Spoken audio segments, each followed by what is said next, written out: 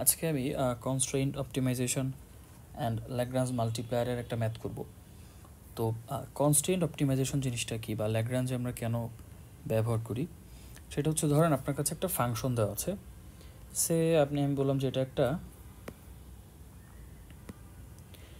এটাকে আমি বলতেছি একটা ইনকাম ফাংশন। ধরেন আপনার ইনকাম এটা। এখন আপনি জানতে চাচ্ছেন আপনার ইনকাম ম্যাক্সিমাম কখন হবে বা মিনিমাম কখন হবে। তখন ধরেন আমি আপনাকে বললাম যে আপনি যদি দিনে 12 ঘন্টা চাকরি করেন তাহলে আপনার ইনকামটা হবে ম্যাক্সিমাম। তাহলে এই যে আমি একটা কন্ডিশন দিয়ে আপনাকে বলতেছি যে আপনি ইনকাম কখন ম্যাক্সিমাম হবে, তো এই যে কন্ডিশনটা আমি সেট করতেছি এটাকে আমরা মূলত কনস্ট্রেইন্ট বলি। সো এখানে একটা ফাংশন দেওয়া আছে যেটাকে আমরা বলতেছি অবজেক্টিভ ফাংশন। এটা হচ্ছে অবজেক্টিভ ফাংশন এবং এটাকে হচ্ছে আপনি কনস্ট্রেইন্টের সাহায্যে আমরা মূলত এটার অপটিমাইজেশন করব ল্যাগ্রাঞ্জ মাল্টিপ্লায়ার ব্যবহার করে। তো ল্যাগ্রাঞ্জ মাল্টিপ্লায়ারের জন্য আমাদেরকে এটা খুব সহজ জিনিস, আমাকে খুব বেসিক কিছু স্টেপ ফলো করতে হবে। সো আপনার প্রথম কাজ কী হবে, আপনি প্রথমে কনস্ট্যান্ট যেটা আছে এটা আপনি জিরো করবেন। কীভাবে জিরো করবেন? এখানে আমি ধরেন প্রথমে আমার আছে X plus Y equals to -72, এটা আমার কনস্ট্যান্টের ইকুয়েশন। সো আমি এখানে সবাইকে যদি একটা সাইডে নিয়ে যাই, এটাকে আমি এইভাবে লিখতে পারি 72 মাইনাস এক্স মাইনাস ওয়াই, অর্থাৎ এক্স প্লাস ওয়াই, এগুলো আমি সব সাইড চেঞ্জ করে এটাকে জিরো করলাম। এখন আমাকে যেটা করতে হবে, এই টার্মটার সাথে আপনি এখন ল্যামডা মাল্টিপ্লাই করবেন কনস্ট্যান্টের সাথে, মাল্টিপ্লাই করে এটা আপনি অ্যাড করবেন অবজেক্টিভ ফাংশনের সাথে, অর্থাৎ সেটা দেখতে কীরকম হবে। এখন অবজেক্টিভ ফাংশনটা দেখতে হবে এরকম 4x square minus 2xy plus 6y square plus, এখন আপনি এই যে টার্মটা মাত্র লিখছেন এইটা এখানে মাল্টিপ্লাই করে দেবেন। সো এটা আপনার ফার্স্ট স্টেপ, এটা গেল। আচ্ছা, সেকেন্ড স্টেপে মূলত আমাকে ফার্স্ট অর্ডার কন্ডিশন আমরা বলি।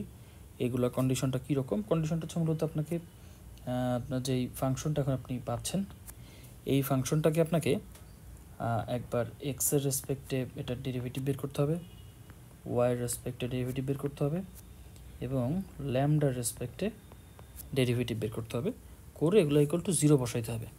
সো আপনি দেখেন, প্রথমে যদি আপনি এক্সের রেসপেক্টে এটাকে ডিফারেন্সিয়েট করেন তাহলে কি আসে, এখানে একটা এক্সের টার্ম আছে, এখানে আসবে হচ্ছে 8x, এইখানে একটা এক্সের টার্ম আছে, এটা ডিফারেন্সিয়েট করলে আসবে 2y, এবং এইখানে একটা এক্সের টার্ম আছে, এখানে যদি আমি ডিফারেন্সিয়েট করি তাহলে এটা যেহেতু শুধু এক্স আছে -x, তাহলে এটা -1 আসবে। সো এটা হয়ে যাবে মাইনাস ল্যামডা। এখন আপনি এটাকে জিরো করে দেবেন। এটাকে আমরা বলতেছি হচ্ছে ফার্স্ট অর্ডার কন্ডিশন। ঠিক একইভাবে ফার্স্ট অর্ডার কন্ডিশন আমি অ্যাপ্লাই করবো এবার ওয়াইয়ের জন্য। সো ওয়াইয়ের রেসপেক্টে জেডের এই ফাংশনটাকে যদি আপনি ডিফারেন্সিয়েট করেন, ফার্স্ট অফ অল এখানে একটা ওয়াই আছে, সো এটা আসবে -2x, এখানে একটা ওয়াই আছে, এটা আসবে +12y, এইখানে একটা -y আছে, তাই এখান থেকে ডিফারেন্সিয়েট করলে -1, সো এটা হয়ে যাবে মাইনাস ল্যামডা ইকুয়াল টু 0। এবার আপনি ল্যামডা রেসপেক্টে করবেন, যেহেতু এখানে শুধু একটা ল্যামডা আছে, সো এই ল্যামডাকে আপনি ডিফারেন্সিয়েট করলে আমরা জানি যে এটা আসার কথা 72 - x - y। হোপফুলি আপনারা সবাই ডিফারেন্সিয়েশন পারেন। আচ্ছা, এখন আমি এখানে সবগুলো ইকুয়েশনের নাম্বার দিয়ে দিই, একটা 1 2 and 3। ওকে, এখন আপনার কাজ হবে মূলত এই ইকুয়েশনগুলো থেকে এক্স ওয়াই ল্যামডা সবার ভ্যালু বের করা। সো কাজটা খুব সহজ। আমি প্রথমে এখানে ইকুয়েশন 1 থেকে ইকুয়েশন 2 যদি মাইনাস করে দিই তাহলে কি আসে দেখেন, 8x - 2y মাইনাস ল্যামডা এবং ইকুয়াল টু 0, এবং -2x plus 12y minus lambda equal to 0। এখন মাইনাস যদি আমি করি সবগুলো সাইন চেঞ্জ হয়ে যাবে এখানে,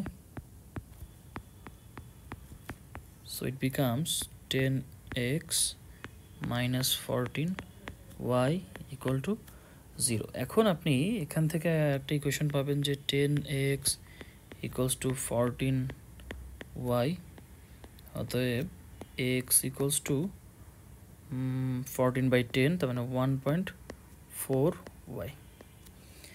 এখন আমি এক্সের ভ্যালুটা দেখেন বের করলাম, এখন আপনি এক্সের ভ্যালুটা নিয়ে গিয়ে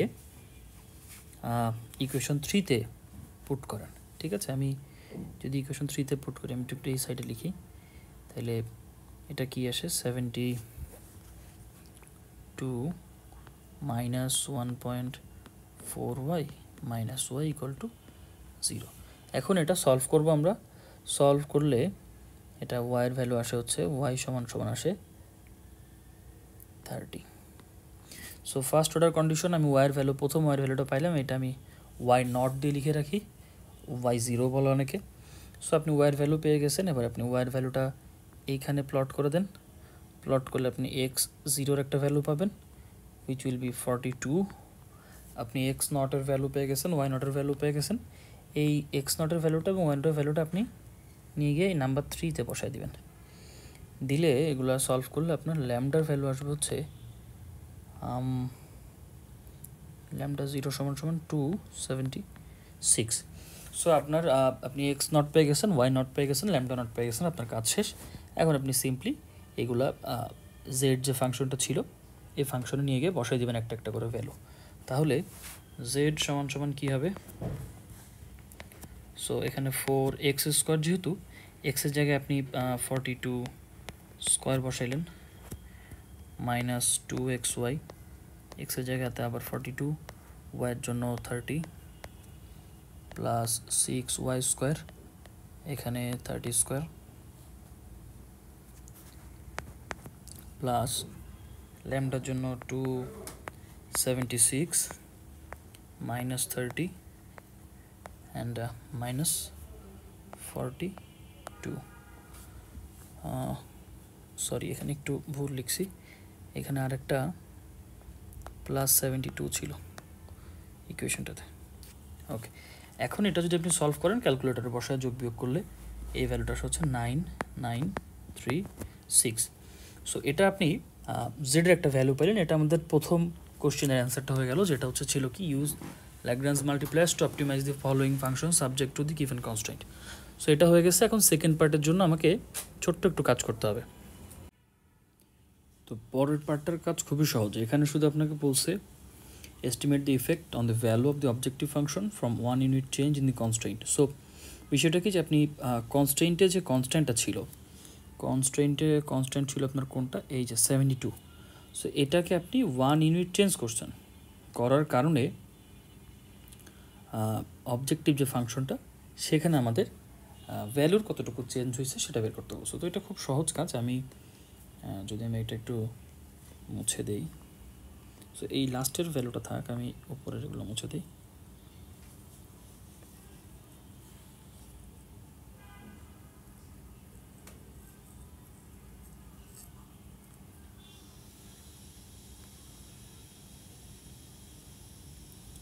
ওকে, সো এখন আপনার কাজ হচ্ছে শুধুমাত্র যেখানে আপনার 72 ছিল, অর্থাৎ আপনি যেখানে অলরেডি জেডের একটা ভ্যালু পাচ্ছেন, জেড সমান সমান আপনি যেখানে 9936 আপনি এই ভ্যালুটা পাইছেন।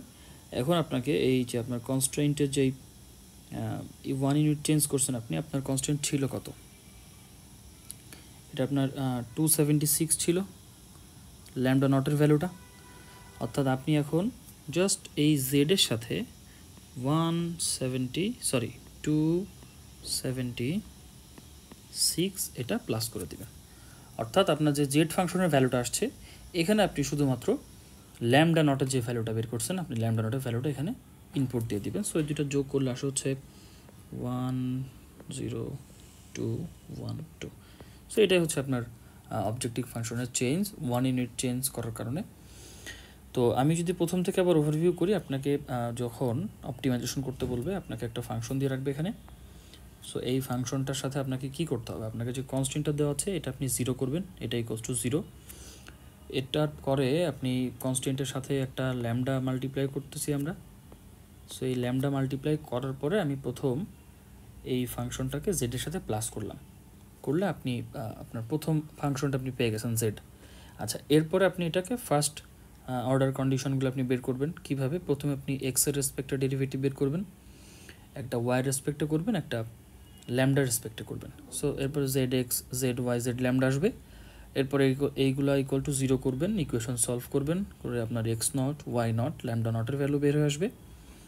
এটা আপনার অপটিমাইজেশনের কাজ শেষ, জাস্ট ভ্যালুগুলো বসাইতে হবে জেডে।